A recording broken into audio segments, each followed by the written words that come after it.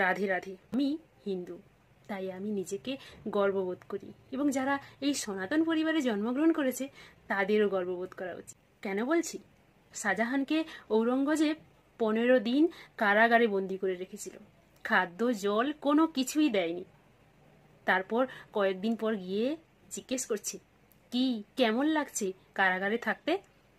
তখন শাহজাহান বলছে, আমার কোনো কিছু খারাপ লাগেনি, শুধু আমার এই কারণে দুঃখ হচ্ছে যে আমি হিন্দু পরিবারে জন্মগ্রহণ না করে মুসলমান পরিবারে জন্মগ্রহণ করেছিলাম।